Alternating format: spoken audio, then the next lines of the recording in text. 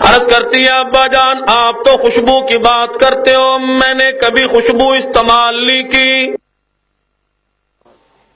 میں کبھی گھر سے باہر نہیں گئی، مجھے مارکیٹ کا پتہ نہیں، دکان کا پتہ نہیں، مجھے پتہ نہیں عطر کہاں ملتا ہے، میں نے کبھی کسی سے منگوایا نہیں، میں نے کبھی عطر استعمال ہی نہیں کیا۔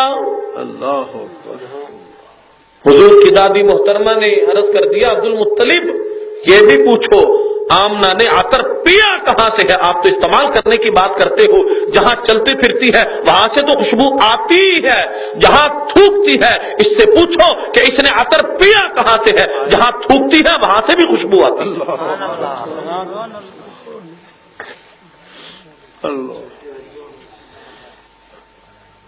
سیدہ آمنہ نے رونا شروع کر دیا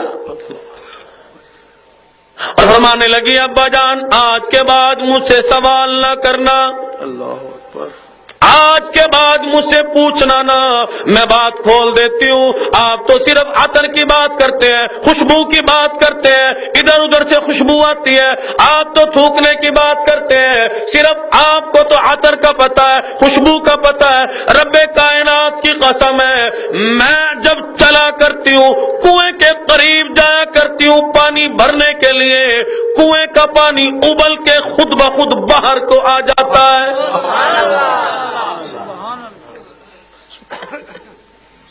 ابا جان آج کے بعد سوال نہ کرنا، اگر میں آپ کو کچھ اور بتاؤں آپ مجھے دیوانی کہو گے، مستانی کہو گے۔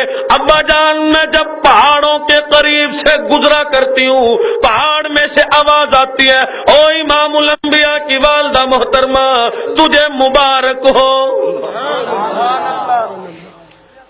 یہ چاند سورج مجھے سلام کیا کرتے ہیں، درخت جھک کے مجھے سلام کیا کرتے ہیں، اگر قدموں کے نیچے کوئی پتھر آ جائے وہ نرم ہو کے موم ہو جایا کرتا ہے۔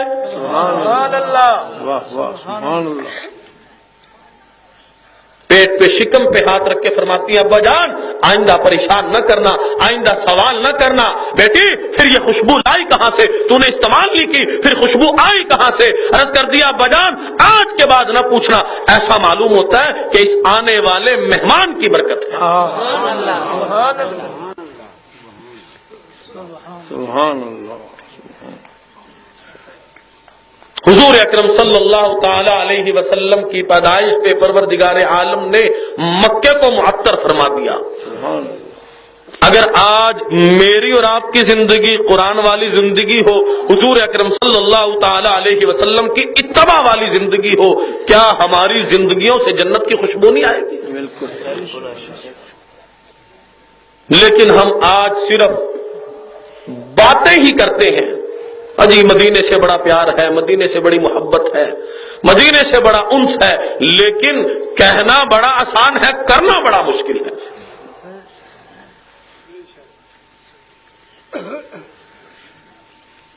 قاضی احسان احمد شجابادی رحمت اللہ علیہ کہتے ہیں کہ ہم ایک سال حج کو گئے تو ہم مسجد نبوی کے قریب بیٹھے کھانا کھا رہے تھے، ہم نے ہڈی چوس کے پھینکی۔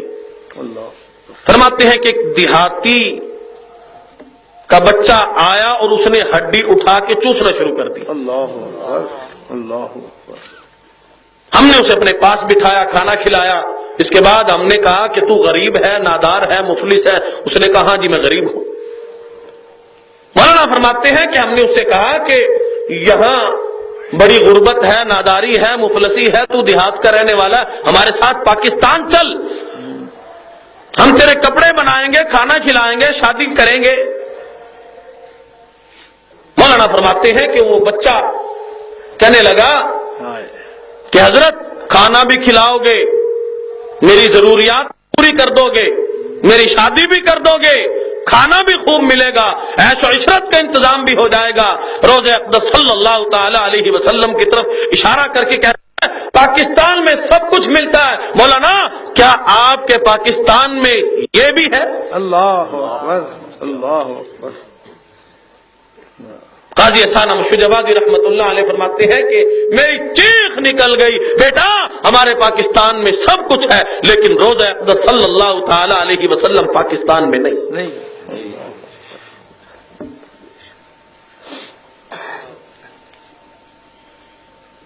شیخ العربی والعجم مولانا حسین احمد مدنی رحمت اللہ علیہ کی ذات اقدس ہے،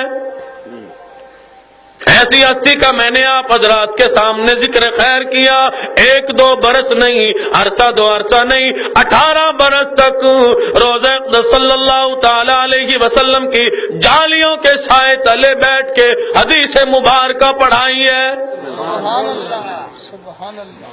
خود ہی نقشہ حیات میں لکھتے ہیں کئی مرتبہ ایسا ہوتا مجھ پہ بھی، میرے پورے خاندان پہ، میرے کنبے پہ، میرے گھر والوں پہ فاقہ در فاقہ گزر جاتا، میں مدینے کی گلیوں میں نکل جاتا، اہل مدینہ کے پھینکے ہوئے سبزیوں ترکاریوں کے چھلکے اٹھا لاتا، انہیں دھو کے چاقو سے کاٹ کے میں بھی، میرے خاندان کے لوگ بھی، میرا تمام کا تمام گھرانہ چبا جاتا، رات کو ریاض الجنہ میں کھڑے ہو کے خدا کے قرآن کی تلاوت کیا کرتے تھے۔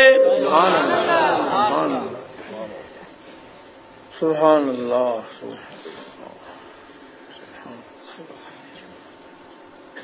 امام مالک رحمت اللہ علیہ کو لوگوں نے دیکھا، میرے اکابر نے مدینہ کا کتنا بڑا ادب کر کے دکھایا، کتنا بڑا احترام کر کے دکھایا۔ کبھی امام مالک رحمت اللہ علیہ نے مدینے میں جوتا استعمال نہیں کیا۔ لوگوں نے دیکھا امام مالک رحمت اللہ علیہ مدینہ شہر میں داخل ہوتے ہی سواری سے اتر کھڑے ہوئے، جوتے اتار کے بغل میں دبا لیے۔